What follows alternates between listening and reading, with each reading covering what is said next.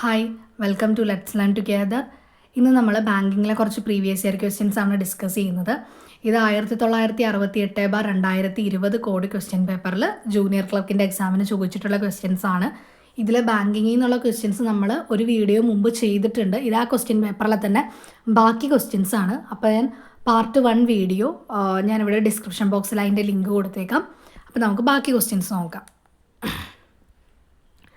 Dash is A commitment from the bank of behalf of its client to honor financial commitments in case of default. Option A, letter of credit. Option B, bank guarantee. Option C, agency services. Option D, cross selling. ഇതെന്താണെന്ന് ചോദിച്ചാൽ ബാങ്കിനുള്ള commitment, ഒരു ക്ലയൻറ്റിനോടുള്ള commitment, അവർക്ക് എന്തെങ്കിലും default പറ്റുകയാണെങ്കിൽ ബാങ്കിന് ആ കസ്റ്റമറോടുള്ള കമ്മിറ്റ്മെൻറ്റിൻ്റെ ഇതാണ് ചോദിച്ചിരിക്കുന്നത്. അതിൻ്റെ ആൻസർ ഓപ്ഷൻ ബി ആണ്, ബാങ്ക് ഗ്യാരണ്ടി. ഇതിൽ ലെറ്റർ ഓഫ് ക്രെഡിറ്റ് എന്ന് പറയുന്നത് ഒരു ഇൻ്റർനാഷണൽ ട്രേഡുമായിട്ട് ബന്ധപ്പെട്ട് ബാങ്ക് കൊടുക്കുന്ന അക്നോളജ്മെൻ്റ് ആണ് ഈ ലെറ്റർ ഓഫ് ക്രെഡിറ്റ് എന്ന് പറയുന്നത്. പിന്നെ അതുപോലെ തന്നെ ഇതിൽ ഏജൻസി സർവീസസ് എന്ന് പറഞ്ഞാൽ ബാങ്കിങ്ങിൻ്റെ ഫങ്ഷൻസിനെ രണ്ടായിട്ട് തിരിച്ചിട്ടുണ്ട്. പ്രൈമറി ഫങ്ഷൻസും സെക്കൻഡറി ഫങ്ഷൻസും. ഈ ബാങ്കിൻ്റെ സെക്കൻഡറി ഫങ്ഷൻസിലുള്ള ഒരെണ്ണമാണ് ഏജൻസി സർവീസസ് എന്ന് പറയുന്നത്. അതിൽ സാധാരണ fund transfer, collection of cheque, dividend, payment of insurance, rent, അതൊക്കെയാണ് വരുന്നത്. ക്രോസ് സെല്ലിംഗ് എന്ന് പറഞ്ഞിട്ടുണ്ടെങ്കിൽ ബാങ്ക് ഇപ്പോഴുള്ള കസ്റ്റമേഴ്സിന്, അതായത് ബാങ്കിൽ എക്സിസ്റ്റിംഗ് കസ്റ്റമേഴ്സിന് എന്തെങ്കിലും അഡീഷണൽ സർവീസസ് കൊടുക്കുകയാണെങ്കിൽ അതിനെയാണ് നമ്മൾ ക്രോസ് സെല്ലിംഗ് എന്ന് പറയുന്നത്. ഇതിൻ്റെ answer bank guarantee, option B. Okay, അടുത്ത question.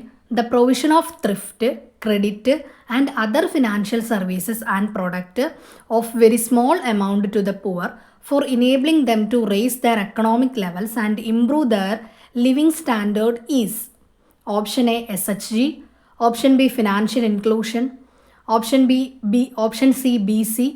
Option D, micro finance.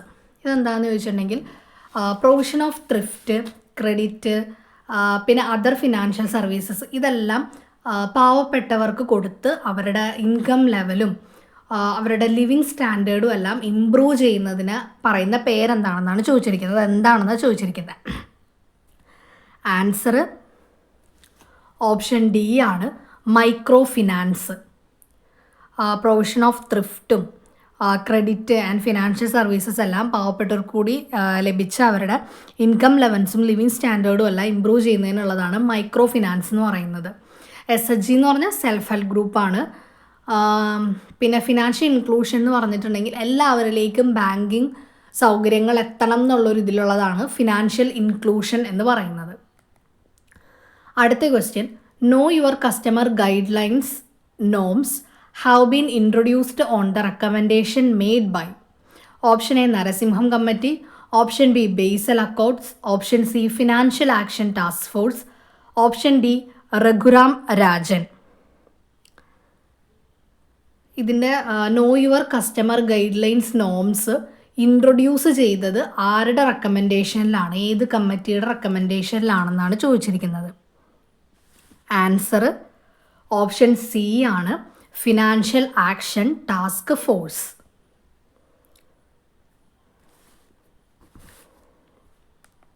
അടുത്ത question. Dash is the rate at which RBI accept deposit from banks. Option A, reverse repo. Option B, repo. Option C, bank. Option D, interest. RBI ബാങ്കുകളുടെ കയ്യിൽ നിന്ന് deposit accept ചെയ്യുന്ന rate അതിനെന്താ പറയുന്നതെന്നാണ് ചോദിച്ചിരിക്കുന്നത്. അതായത് RBI ബാങ്കുകളിൽ നിന്ന് ഡെപ്പോസിറ്റ് അക്സെപ്റ്റ് ചെയ്തിട്ട് അവർക്കൊരു റേറ്റ്, ഒരു ഇൻട്രസ്റ്റ് റേറ്റ് കൊടുക്കുമല്ലോ, ഒരു റേറ്റ് കൊടുക്കും. അതെന്താണെന്നാണ് ചോദിച്ചിരിക്കുന്നത്. ആൻസർ ഓപ്ഷൻ എ ആണ്, റിവേഴ്സ് റിപ്പോ. RBI ബാങ്കുകളുടെ കയ്യിൽ നിന്ന് ഡെപ്പോസിറ്റ്സ് സ്വീകരിച്ച് അവർക്ക് അതിന് കൊടുക്കുന്ന റേറ്റ്, ആ ഇൻട്രസ്റ്റ് കൊടുക്കുന്ന റേറ്റിനെയാണ് നമ്മൾ റിവേഴ്സ് റിപ്പോ എന്ന് പറയുന്നത്. ഇനിയിപ്പോൾ റിപ്പോ റേറ്റ് എന്നാണെങ്കിൽ ബാങ്കുകൾ, കൊമേഴ്ഷ്യൽ ബാങ്കുകൾ RBIയുടെ അടുത്തുനിന്ന് കടം വാങ്ങും. അങ്ങനെ കടം വാങ്ങുമ്പോൾ RBI അതിന് ഈടാക്കുന്ന പലിശ, ആ ബാങ്കുകൾക്ക് കടം കൊടുത്ത ആ ബാങ്കുകളിൽ നിന്ന് ഈടാക്കുന്ന പലിശേനെയാണ് നമ്മൾ റിപ്പോ റേറ്റ് എന്ന് പറയുന്നത്. ഓക്കെ. പിന്നെ ബാങ്ക് റേറ്റ് എന്ന് പറയുന്നത് റീഡിസ്കൗണ്ടുമായിട്ട് ബന്ധപ്പെട്ട് എടുക്കുന്ന റീഡിസ്കൗണ്ടിങ്ങിന് എടുക്കുന്ന ആ റേറ്റിനെയാണ് നമ്മൾ ബാങ്ക് റേറ്റ് എന്ന് പറയുന്നത്. ഓക്കെ, ഇതിൻ്റെ ആൻസർ ഓപ്ഷൻ എ ആണ്, റിവേഴ്സ് റിപ്പോ. അടുത്ത question, in case of safe deposit locker the banker customer relationship is. Option A Bailey baler, option C lesser lessee, option C principal agent, option D debtor creditor. Safe deposit ലോക്കറിൽ banker customer relationship എന്താണെന്നാണ് ചോദിച്ചിരിക്കുന്നത്. ഇവിടെ locker പറഞ്ഞിട്ടുണ്ട്, locker, safe deposit locker. അത് വരുമ്പോൾ relationship എന്ന് പറയുന്നത് option B ആണ്, ലെസ്സർ ലെസ്സി റിലേഷൻഷിപ്പാണ് ബാങ്കറും കസ്റ്റമറും തമ്മിലുള്ളത്. ഈ ലോക്കർ വരുമ്പോൾ ഇത് ഓർത്തിരിക്കാനായിട്ട് ഈ ലോക്കർ എൽ വരുന്നില്ലേ ലോക്കറിന്, ആ എല്ലും ലെസ്സറിൻ്റെ എല്ലും ഓർത്തിരുന്നാൽ മതി. അപ്പോൾ ലോക്കർ വരുമ്പോൾ സേഫ് ഡെപ്പോസിറ്റ് ലോക്കർ എന്ന് പറഞ്ഞിട്ടുണ്ടെങ്കിൽ ലെസ്സർ ലെസ്സി ആയിരിക്കും.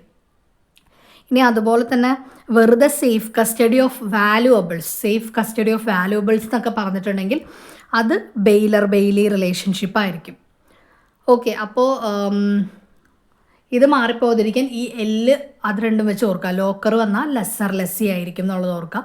ഈ ലെസ്സർ ലെസ്സിക്ക് മാത്രമാണ് ലെസ്സർ എന്നുള്ളത് ബാങ്കറും ലെസ്സി എന്നുള്ളത് കസ്റ്റമർ ആവുള്ളൂ. വേറെ എല്ലാ റിലേഷൻഷിപ്പിലും നോക്കാൻ നേരത്തെ ഈ ബെയിലി എന്ന് പറയുന്നത് ബാങ്ക് ആയിരിക്കും. അങ്ങനെ ഓരോ റിലേഷൻഷിപ്പിലും അങ്ങനെ ഒരു ഇതുണ്ടാവും. ഇവിടെ ബാക്കി എല്ലാത്തിനും എന്നുള്ള ഇതിലായിരിക്കും ബാങ്കിൻ്റെ റിലേഷൻഷിപ്പ് വന്നു നോക്കിയാൽ ബെയിലി, ട്രസ്റ്റി, അങ്ങനെ എല്ലാ കാര്യത്തിലും. പക്ഷെ ലെസ്സർ ലെസ്സി വരുമ്പോൾ ലെസ്സർ എന്നുള്ള ആർ വന്ന് തീരുന്നത് ബാങ്കറും ലെസ്സി എന്ന് പറയുന്ന ഡബിൾ വന്ന് തീരുന്നത് കസ്റ്റമറും ആയിരിക്കും. ഓക്കെ, അടുത്ത question, protection under section 131 of NI Act is available to collecting banker. Option A, if only the check is crossed. Option B, only if the check is not crossed. Option C, only if the check is given by the drawer. Option D, none of these. Section 131 NI act section 131 അനുസരിച്ചിട്ടുള്ള protection കിട്ടണമെങ്കിൽ അതെങ്ങനെയുള്ള ചെക്കായിരിക്കണം എന്നാണ് ചോദിച്ചിരിക്കുന്നത്. എങ്ങനത്തെ ചെക്കിലായിരിക്കും അങ്ങനെ protection കിട്ടുന്നത്? Answer option A ആണ്, only if the cheque is crossed. Cheque cross ചെയ്തിട്ടുണ്ടായിരിക്കണം. അടുത്ത question, the limitation period of a mortgage is. Option A 3 years, option B 15 years, option C 13 years, option D 12 years. Limitation period of mortgage. Answer option D ആണ്, 12 years ആണ് limitation period of mortgage. അടുത്ത question, introduction is not necessary in the following case. Option A joint account, option B minor account, option C illiterate account, option D trust account. ഇതിൽ introduction ആവശ്യമില്ലാത്ത account ഏതാണെന്നാണ്. Joint account, minor account, illiterate account, trust account. Answer option D ആണ്, trust account. Trust അക്കൗണ്ടിനും ഒരു ലോയുടെ കീഴിൽ register ചെയ്തിരിക്കുന്ന സ്ഥാപനങ്ങളൊക്കെ അവർക്കൊക്കെ ആണെങ്കിൽ ഒരു ഇൻട്രൊഡക്ഷൻ്റെ ആവശ്യം ഇല്ല ബാങ്കിൽ അക്കൗണ്ട് എടുക്കുന്നതിനായിട്ട്. അടുത്ത question, in one of the following insurance is not arranged by bank, which is that? Option A gold pledged to the bank in gold loan account. Option B stocks hypothecated to bank. Option C building mortgaged to the bank. Option D valuable in the safe deposit locker. ഇതിൽ ഏത് കേസിലാണ് bank insurance arrange ചെയ്യാത്തത്? Answer option D ആണ്, valuable in the safe deposit locker. ബാങ്കിൻ്റെ ഭാഗത്തു നിന്ന് അതിലൊരു insurance ഏർപ്പെടുത്തില്ല. അടുത്ത question, natural guardian of a minor is. Option A father, option B mother, option C brother, option D sister. ഒരു മൈനറുടെ നാച്ചുറൽ ഗാർഡിയൻ ആരാണെന്ന്? ആൻസർ ഓപ്ഷൻ എ ആണ്, ഫാദർ. ഫാദറാണ് ഒരു മൈനറുടെ നാച്ചുറൽ ഗാർഡിയനായിട്ട് വരുന്നത്. അടുത്ത question, a cheque issued with a future date is called dash cheque. Option A ante dated, option B stale, option C post dated, option D mutilated. അതായത് ഒരു ചെക്കിൽ future date ആണ് ഇട്ടിരിക്കുന്നതെങ്കിൽ ആ ചെക്കിന് എന്താണ് പറയുന്നതെന്ന്. ഫ്യൂച്ചർ ഡേറ്റ് എന്ന് പറഞ്ഞാൽ ഇനി വരാനിരിക്കുന്ന ഒരു ദിവസം, ആ ദിവസത്തിൽ വരാനിരിക്കുന്ന ഏതെങ്കിലും ഒരു ഡേറ്റ് ആണ് ഇട്ട് കൊടുത്തിരിക്കുന്നതെങ്കിൽ അതിന് എന്ത് പേര് പറയുന്നതാണ് ചോദിച്ചിരിക്കുന്നത്. ആൻസർ ഓപ്ഷൻ സി ആണ്, പോസ്റ്റ് ഡേറ്റഡ്. വരാനിരിക്കുന്ന ഒരു ഡേറ്റ് നമ്മൾ ഇട്ട് കൊടുത്താൽ അതിനെയാണ് പോസ്റ്റ് ഡേറ്റഡ് എന്ന് പറയുന്നത്. ഇനിയിപ്പോൾ ആൻറ്റി ഡേറ്റഡ് എന്ന് പറഞ്ഞിട്ടുണ്ടെങ്കിൽ ഇപ്പം നമ്മൾ കഴിഞ്ഞു പോയ ഒരു ഡേറ്റ്, ഇപ്പം ഇന്നത്തേനും മുന്നേ ഉള്ള ഏതെങ്കിലും ഒരു ദിവസത്തെ ഡേറ്റാണ് നമ്മൾ ഇട്ട് കൊടുത്തിരിക്കുന്നതെങ്കിൽ അതിനെയാണ് ആൻറ്റി ഡേറ്റഡ് ചെക്ക് എന്ന് പറയുന്നത്. ആ ചെക്ക് ഇഷ്യൂ ചെയ്യുന്ന ആ ഡേറ്റിന് മുൻപേ ഉള്ള ഡേറ്റ് ഇട്ടാൽ ആൻറ്റി ഡേറ്റഡ് ചെക്ക്. ആ ചെക്ക് ഇഷ്യൂ ചെയ്ത് ആ ചെക്ക് എന്നാണോ എഴുതി കൊടുക്കുന്നത് അത് കഴിഞ്ഞിട്ടുള്ള വരാനിരിക്കുന്ന ഏതെങ്കിലും ഡേറ്റ് ആണെങ്കിൽ post dated check. Stale check എന്ന് പറയുന്നത് കാലാവധി കഴിഞ്ഞ ചെക്കാണ്. നമ്മുടെ ഇവിടെ ആണെങ്കിൽ 3 മാസമാണ് ഒരു ചെക്കിൻ്റെ കാലാവധി. അങ്ങനെ കാലാവധി കഴിഞ്ഞ ചെക്കുകളെയാണ് നമ്മൾ സ്റ്റെയിൽ ചെക്ക് എന്ന് പറയുന്നത്. ഓക്കെ. അതുപോലെ മ്യൂട്ടിലേറ്റഡ് ചെക്ക് എന്ന് പറഞ്ഞിട്ടുണ്ടെങ്കിൽ ഇപ്പോൾ അത് കീറിപ്പോവോ, ഇതായി പോവോ, പിന്നെ അതിലൊന്നും വായിക്കാൻ സാധിക്കാത്ത വിധം എല്ലാം മാഞ്ഞു പോയി, കീറിപ്പോയി, അതിന് പേയ്മെൻറ്റ് കിട്ടില്ല, അങ്ങനെയുള്ള ചെക്കാണ് മ്യൂട്ടിലേറ്റഡ് ചെക്ക് എന്ന് പറയുന്നത്. അപ്പോൾ ഇതിൻ്റെ ആൻസർ ഓപ്ഷൻ സി ആണ്, പോസ്റ്റ് ഡേറ്റഡ് ചെക്ക്. അടുത്ത question, provision required for overdue interest taken to income head is dash %. Option A 100, option B 50, option C 10, option D 5.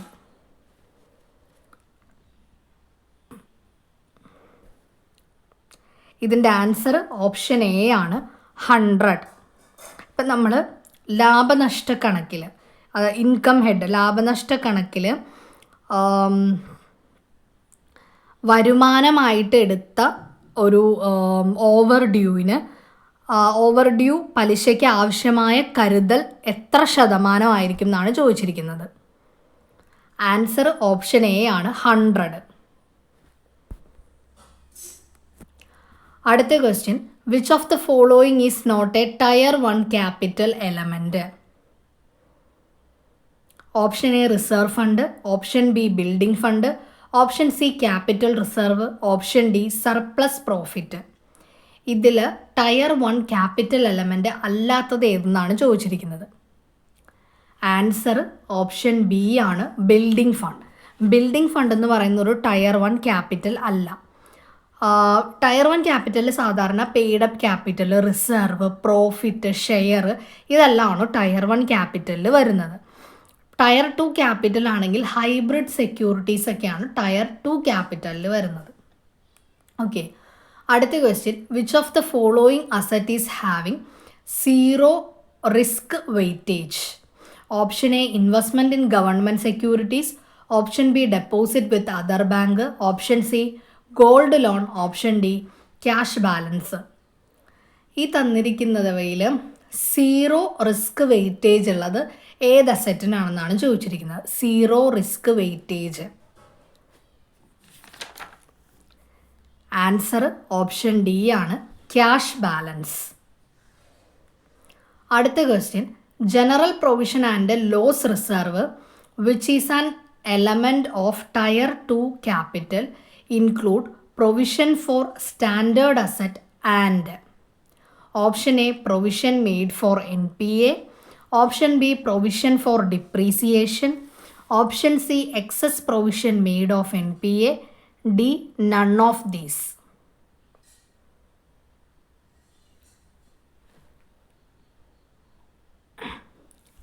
Answer option C ആണ്, excess provision made of NPA. അടുത്ത question, in the formula four calculation of CRAR the numerator is. Option A capital fund, option B capital, option C risk weighted assets, option D own fund. CRAR calculate ചെയ്യാനുള്ള ഇക്വേഷനിൽ numerator ഏതാണെന്നാണ് ചോദിച്ചിരിക്കുന്നത്. Answer option A ആണ്, capital fund. ഈ capital adequacy റേഷ്യോനെ തന്നെയാണ് നമ്മൾ CRAR എന്ന് ഉദ്ദേശിക്കുന്നത്. ഇത് കാണുന്നത് എങ്ങനെയാണ്? Total capital fund divided by total capital fund divided by risk weighted asset into 100. അങ്ങനെയാണ് ഇത് കാൽക്കുലേറ്റ് ചെയ്യുന്നത്. Total capital fund divided by risk weighted asset into 100. അപ്പോൾ ഇതിൽ ന്യൂമറേറ്റർ ഏതാണ്? ടോട്ടൽ ക്യാപിറ്റൽ ഫണ്ട് എന്നുള്ളതാണ് ഇതിലെ ന്യൂമറേറ്റർ. ഓക്കെ, അടുത്ത question. The changes in the market interest rate adversely affect a bank's financial condition. It is called option A liquidity risk, option B operational risk, option C market risk, option D interest risk. മാർക്കറ്റിൽ ഉണ്ടാവുന്ന interest rate change ചെയ്യുന്നത് ബാങ്കിൻ്റെ financial കണ്ടീഷനെ affect ചെയ്യുന്നു എന്ന്. അതിനെന്താണ് പറയുന്നത്? The changes in the market interest rate adversely affect a bank's financial condition. It is called. Answer option D ആണ്, interest risk. അപ്പോൾ ഇത്രയും ക്വസ്റ്റ്യൻസ് ആണ് 1968/2020 ക്വസ്റ്റ്യൻ പേപ്പറിൽ ചോദിച്ചിരിക്കുന്നത്. അപ്പോൾ പാർട്ട് 1 വീഡിയോ ഞാനിവിടെ ഡിസ്ക്രിപ്ഷൻ ബോക്സിൽ അതിൻ്റെ ലിങ്ക് ഇട്ടേക്കാം. അപ്പോൾ വീഡിയോ എല്ലാവർക്കും ഇഷ്ടപ്പെട്ടെന്ന് വിചാരിക്കുന്നു. ഇഷ്ടപ്പെട്ടെങ്കിൽ ലൈക്ക് ചെയ്യുക, ഷെയർ ചെയ്യുക. നിങ്ങളുടെ അഭിപ്രായങ്ങൾ എന്തെങ്കിലും ഉണ്ടെങ്കിൽ കമൻറ്റ് ബോക്സിൽ പറയുക. ചാനലൊന്ന് സബ്സ്ക്രൈബ് ചെയ്യുക. താങ്ക്